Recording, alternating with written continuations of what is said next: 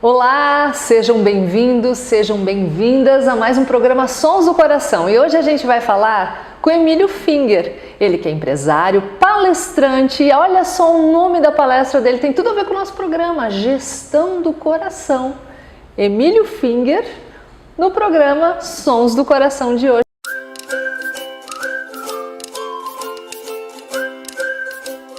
Bem-vindo, Emílio. Muito obrigado, é um privilégio estar aqui com vocês. Tenho certeza que vai ser um bate-papo descontraído e gostoso. Que bom. Emílio, vamos começar resgatando a tua história. Você é de Flores da Cunha, é isso? Sou natural de Flores da Cunha, nasci no dia 7 de julho de 1963. 7 de julho.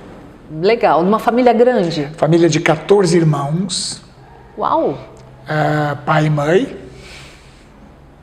E Emílio, na sua infância, você teve um problema de saúde que ele marcou tua vida a partir dali. Vamos explicar pra gente? Eu acho que eu gosto dessa consideração porque ela não marcou só a minha vida, né? Ela marcou a vida dos meus irmãos. Você é o caçula? Não, eu sou o 10º. Eu me emociono um pouco para falar um pouco da família, porque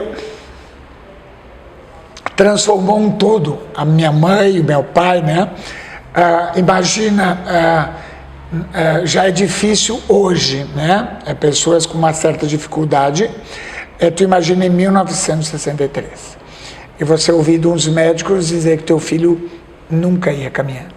E que não tinha a possibilidade de mexer as duas pernas e o braço direito.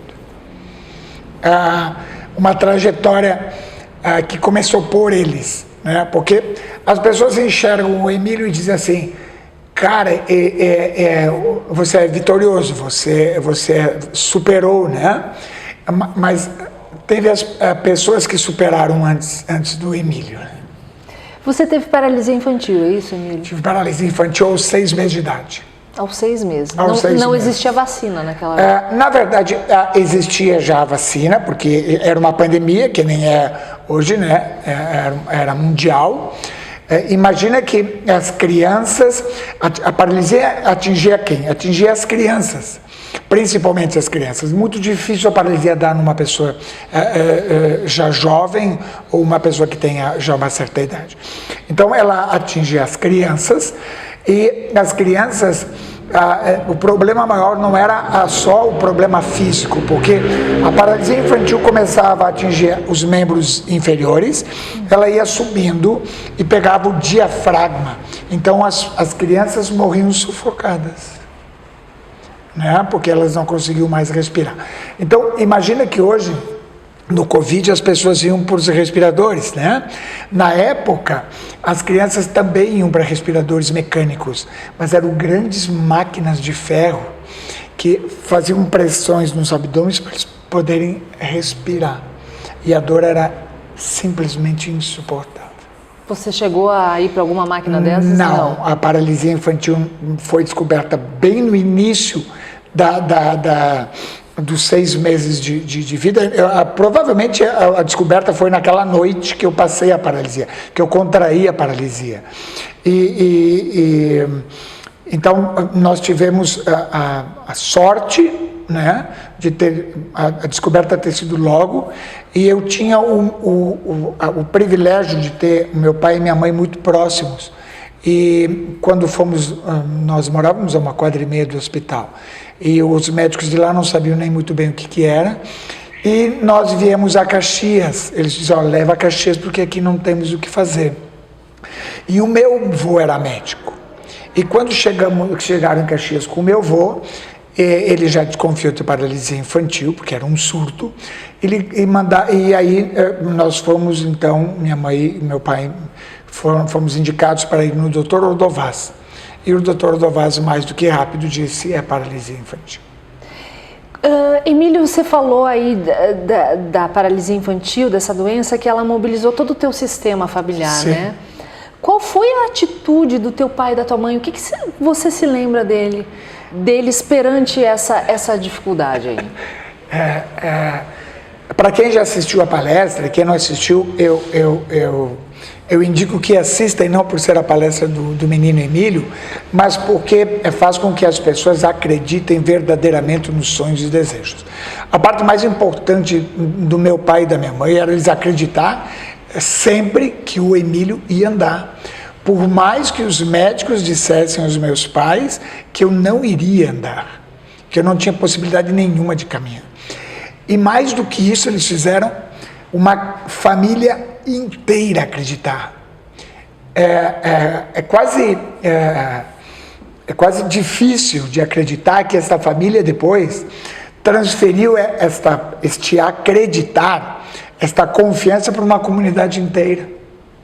Porque eu nasci numa cidade muito pequena e quando eu volto para a minha cidade, as pessoas gostam de me cumprimentar, de falar comigo, de chegar perto, porque é uma referência, porque eles também fizeram parte disso. Que legal, Emílio. E teus irmãos zoavam de você? Não. Não? Tu sabe que é legal, porque nós brincávamos muito, eu brinco muito com essa situação. Eu brinco muito com o meu problema físico, porque nós temos que primeiro desmistificar, até porque nós estamos num momento tão delicado e tão difícil, porque tudo é preconceito, né? E tudo é bullying. Tu imagina o Emílio naquela época, é evidente que hoje seria classificado como bullying, né? Ou brincadeira de mau gosto, e nós não víamos assim. Eu e meus amigos brincamos até hoje com essas situações, né? Quando a gente joga futebol, quando a gente vai fazer uma caminhada, muitas situações estão escritas no meu livro, né? Como assim a gente joga futebol? Você joga futebol? Eu joguei muito futebol, eu fui um grande goleiro de futebol. Eu jogava como poucos jogaram no futebol de salão. Eu começava jogando uma partida com a torcida misturada, e em pouco tempo elas estavam atrás da minha goleira. Porque era majestoso ver o Emílio jogar futebol. Que legal, Emílio. Como depois eu fui jogar pado, joguei pado muito tempo e por muitos anos, e também muito bem. E eu acho que uma das coisas mais importantes as pessoas, meus amigos que jogaram pado, que jogaram futebol, meu pai e minha mãe nunca pediram para me isentar de uma aula de educação física. Uma atitude que... Eu podia, mas eles diziam, não, ele vai fazer do jeito que ele pode. Do jeito que ele conseguir, ele vai fazer. Então, isso me ajudou a exercitar a adaptação, me adaptar rapidamente às circunstâncias. E é isso, eu acho que me diferenciou em função da minha deficiência física. Porque não tem problema nenhum quando as pessoas me dizem, ele tem uma dificuldade. Não, eu sou um deficiente físico, não tem problema nenhum. Né? Nós temos que enxergar isso como uma normalidade. Hoje eu estou dando uma palestra para a INAV, para o Instituto de Pessoas com Deficiência Visual, que é tão ou mais difícil para eles do que para o menino Emílio. Eu sempre digo na palestra, e quando eu abro para perguntas, que as pessoas têm a triste mania de comparar as dificuldades. E isso é quase um pecado, é quase uma heresia, porque nós temos dificuldades diferentes, não quer dizer que a minha é pior ou melhor, ou mais difícil ou menos difícil. São situações diferentes. E pessoas com muito menos dificuldade do que eu tiveram muito mais dificuldade na vida. Então nós não podemos fazer a injustiça de classificar mais difícil ou menos difícil. Se comparar, né? Não pode. O menino Emílio, o que ele te ensinou? Que o menino... Onde que ele está presente na tua vida hoje? Bom, uma que ele me ensina todos os dias, né? Porque poucas pessoas conhecem a minha trajetória e poucas pessoas sabem como é o meu dia. Eu acordo todos os dias com muitas dores.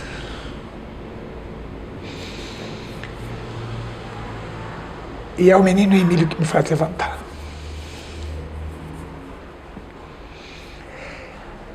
Porque eu penso assim: como eu vou deixar de enfrentar hoje o que aquele menino enfrentou e superou? Eu não posso. Eu tenho que levantar. Eu tenho dores nos joelhos e nos 2 tornozelos, mas isso não pode me deter na cama, por tudo que passou o menino Emílio. Então, o menino me ensina todos os dias. O final da minha palestra, eu sempre falo assim, que eu construí minha vida buscando os meus sonhos, caindo e levantando, vivendo e aprendendo. E eu venci uma das doenças mais cruéis da minha época. E eu venci para realizar os meus sonhos e os meus desejos. Esse é o menino Emílio. E se eu venci para realizar os meus sonhos e os meus desejos, todos nós podemos realizar. Você fala muito, né? É o título do teu livro, Negociando com os Meus Limites. Sim. E daí eu penso, Emílio, que todos nós temos um lado sombra. Claro que temos. E o nosso lado luz, né? Então, você acha que todos nós, você, eu, negociamos com os nossos limites o tempo inteiro? Sem com aquela dúvida. vozinha que diz, não vai conseguir. Sim. Você não merece isso, não Sim. merece ser feliz. É uma negociação diária do ser humano? Quando às vezes eles me convidam para falar para crianças, né? E eu digo para as crianças, principalmente quando eu entro para dentro de uma escola, eu digo para eles não ouvir muito os nãos dos pais. Porque no início da nossa vida tudo é quase não. Não mexe aqui, não faz isso, não, você não vai fazer aquilo, você não vai conseguir aquilo. E esse não, ele vai tomando conta da gente. E o menino Emílio não tinha muitos nãos. O menino Emílio tinha dito, tu vai conseguir, tu tem que fazer. Né? Então, eu vou te dar um exemplo muito claro disso. Uma vez eu disse para o meu irmão, me traz um copo d'água. E a minha mãe disse assim, ajuda ele a buscar o copo d'água. Não existia não. Existia, Emílio, tu tem que tentar fazer. Porque nós não vamos fazer para ti para sempre. Isso é por amor. Exigente. Isso é por amor. Saber cobrar não tem problema nenhum. É só a forma que a gente vai cobrar. E saber cobrar da gente. A gente não sabe se cobrar. A gente se cobra se culpando. A gente não tem problema nenhum em não conseguir. Tem problema em desistir antes de dizer, realmente isso eu não consigo. Porque muitas coisas eu não consegui. E muitas coisas eu não vou conseguir. Mas só tem um jeito de saber. Tentando e negociando com meus limites. Qual é o teu propósito de vida hoje, Emílio? Eu acho que hoje eu tenho uma missão, não é mais nenhum propósito, que é levar a história do menino Emílio para os palcos, porque eu subo no palco, eu me emociono, como me emocionou com você, porque eu consigo enxergar o menino Emílio. E quando eu consigo enxergar ele, eu só consigo enxergar uma criança destinada, uma criança com o propósito de vencer, de negociar e assumir os seus limites. Se eu consigo fazer isso e as pessoas conseguem enxergar que todas elas podem correr atrás dos seus sonhos, dos seus desejos, isso é mais do que um propósito, é uma missão. E hoje eu, graças a Deus, estou conseguindo realizar também este sonho, esse desejo, e por que não dizer essa missão, né? Nós estivemos em São Paulo agora, faz 20 dias, para um público de 800 pessoas, aplaudido de pé e eu abri para perguntas e respostas. Eu teria ficado lá 3 horas, porque eu tinha uma lista de perguntas e respostas que não iam acabar. E tu enxerga nas perguntas e respostas deles que não é sobre o menino Emílio. Você sente frio na barriga antes de subir num palco, assim, para dar uma entrevista? Sempre Uma palestra para 800 pessoas. Claro, Uau! sempre a gente sente, mas é pisar no palco que isso some, isso se desfaz. Então, as perguntas, a gestão do coração é a gestão da nossa vida, porque eu falo do menino Emílio, mas linkado à vida de cada um. As palavras que eu uso sobre a trajetória do menino Emílio cabem em qualquer vida, em qualquer propósito de vida. E as pessoas começam a se enxergar dentro da história e dizer: peraí, isso aqui também é minha vida, isso aqui também é meu. Porque quem não precisa de coragem, de determinação, de persistência, quem não precisa manter o foco no que está fazendo, quem não precisa de disciplina. Eu digo que o menino Emílio aprendeu a disciplina muito antes de conhecer a palavra, porque eu conhecia a palavra disciplina muito antes de entender a importância que ela tem, porque eu aprendi a importância dessa palavra indo e voltando uma centena de vezes num aparelho ortopédico, todos os dias. E a primeira vez em que eu estive no aparelho não foram as forças das minhas pernas que me mantiveram no aparelho, foi a força da minha mente, do meu coração, tamanha vontade. Emílio, e você fala em gestão do coração, você vem de um ambiente empresarial. Como é que você percebe falar em gestão do coração para um bando de empresários, esse mundo assim capitalista? Como é que é? Isso causa uma certa estranheza, não causa mais? Eu acho... como começou a gestão do coração? A gestão do coração começou quando eu fazia pós-graduação em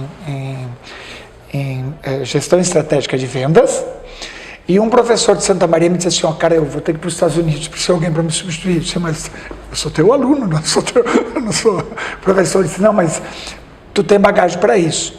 E quando eu fui fazer essa aula para esse professor, ele me deixou 3 turmas num auditório. E aí eu tinha preparado uma aula de planejamento estratégico. E eu cheguei lá e eu disse assim: peraí, planejamento estratégico de uma empresa é fácil, quero ver eles planejar a vida deles. Porque o que eu percebia lá é que estava tudo misturado e tudo confuso na cabeça deles. Gente que trabalhava com o que não gostava, gente que estava no emprego porque foi oferecido ou porque foi indicado. E eu comecei a trabalhar um pouco o lado da gestão da vida deles.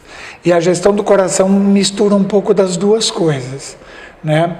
Eu não consigo, e isso eu digo para os empresários, eu não consigo e não aceito um empresário que diz: problema de casa tem que ficar em casa, problema de casa tem que vir para a empresa. Não tem como separar isso. Como é que tu vai dizer para uma mãe que vai trabalhar que ela tem que separar o problema que ela está tendo em casa com o filho com febre? Não existe isso. Agora, saber administrar isso, sim. Saber fazer a gestão disso, sim. Então, surgiu a gestão do coração. O que levado da experiência do Emílio, empresário, Emílio já adulto, com a experiência que o Emílio teve na infância, do menino Emílio. Porque o menino Emílio foi puro coração. E eu não podia abandonar isso como empresário. Não tinha. Né? As empresas são feitas de pessoas. Nós forjamos pessoas, isso dizia o seu Raul Randon. Ele era muito mais do que um fabricante de carretas, ele fabricava seres humanos. Por que as pessoas gostavam e gostam até hoje de trabalhar tanto naquela empresa? Porque tinha a transcrição de uma família, e é um orgulho trabalhar para ele sempre, porque eu me senti muito bem. Eu senti que eu podia levar o menino Emílio para dentro da empresa. Legal. Emílio, você acha que só tem coragem quem tem medo? Um coração corajoso, ele precisa sentir medo antes? Bom, graças ao medo, eu não me meti em muita encrenca, em muito problema, né? Em muita dificuldade. O medo nos deixa afastado daquilo que nós não conseguimos administrar de verdade. Porém, tem alguns medos que foram colocados em nós, e nós temos eles como um medo supremo. Cabe a nós entender que tem muita coisa dos nossos medos que podem ser enfrentadas, né? Então, enfrentar os medos é o primeiro passo para negociar com os nossos limites. Eu acho que eu sempre tive medo de andar. Emílio, você trabalha a tua espiritualidade? Acredita nisso? Como é que é isso para ti? Fé. Fé. Eu vi isso de uma pessoa muito querida, que todo mundo conhece, que é o Frei Jaime, onde eu tenho uma proximidade com ele, participo dos projetos. Fiz a palestra para ele em dezembro, ali na UX, para arrecadar fundos para a grande obra, que é o Recanto da Compaixão. E uma das coisas que o Frei Jaime sempre coloca, e eu acho fantástico, que fé não é de uma religião. Fé é da alma. Fé é das pessoas, independentemente da sua crença. A minha mãe era uma pessoa de muita fé. Quem leu meu livro vai entender quando eu me emociono e da forma com que eu falo da Dona Luizinha. Da Dona? Luizinha. Luizinha. Tua dica de livro? Negociando com os meus limites. Essa aqui. É um livro que conta uma parte da minha infância, uma parte da minha juventude e o caminho de Santiago de Compostela. 840 quilômetros eu atravessei a Espanha de leste a oeste a pé. É verdade que ninguém sai igual desse caminho de Santiago? Eu acho que todo mundo que vai para lá já vai esperando, já vai preparado para uma mudança, né? O que nós não podemos é ir no discurso de que você volta e você vai ter um novo horizonte, uma nova vida, que as pessoas voltam de lá e se separam, que as pessoas voltam de lá e é uma revolução. Não é isso. As pessoas que vão lá preparadas para a peregrinação voltam mais humanizadas, porque é um caminho dentro da tua vida, dentro daquilo que você fez, que você deixou de fazer, e aí pode ser que entre o teu propósito. Entre as pessoas dizerem assim: puxa, eu voltei para lá, eu voltei diferente. Será que você é diferente ou você só foi lá transformar aquilo que já estava dentro de você? Se encontrar, né, Emílio? Se encontrar. Qual é a tua próxima aventura? Bom, nós estávamos para fazer em 2020, em julho de 2020, eu e minha amiga Leide Indicati, íamos fazer o caminho de Assis, de Roma até Assis, o caminho franciscano, né? Mas aí veio a pandemia e nos atrapalhou um pouco os nossos planos. Mas ainda está nos planos. Agora tudo voltando ao normal, eu pretendo voltar aos treinos e quem sabe 2023 fazer o caminho de Assis. Legal. Emílio, para a gente finalizar essa conversa tão inspiradora, tão iluminada, qual é o som que habita o teu coração hoje, aqui e agora? Olha, que legal essa pergunta, porque as pessoas têm que deixar esses sons virem para fora, né? É o som da paz, da harmonia, o som que o nosso coração transmite para as pessoas, nós somos pura vibração. E muitas vezes o silêncio é um bom som para a gente ouvir, porque é no silêncio que a gente consegue buscar um pouco da nossa essência e ver o quanta coisa boa a gente pode fazer para os outros. A coisa mais importante e mais bonita que a gente pode fazer nesta vida é o bem para alguém. Esse som é o som que vibra no coração do menino Emílio. Que legal! Adorei conhecer mais da história do menino Emílio, do Emílio Finger, esse homem admirável. Emílio, obrigada por tanto conhecimento, tanta coisa boa, tanta vibração bacana que você trouxe pra gente. E essa tua resposta do silêncio foi a mesma do Frei Jaime Bétega no programa, então tem muito a ver com isso. Parabéns pelo teu trabalho, que ele possa repercutir aí para multidões. Obrigada, Emílio. Muito obrigado, Recadinho também? Olha, meus amigos, nós estamos aqui por algum propósito e cada um pode achar o seu propósito, mas acima de um propósito nós temos uma missão, e essa missão é viver. E viver em paz. Muito obrigado a todos vocês, foi uma satisfação estar com vocês. Obrigada, Emílio, mais uma vez. Um beijo no coração de vocês, até o próximo programa. Tchau, tchau, gente.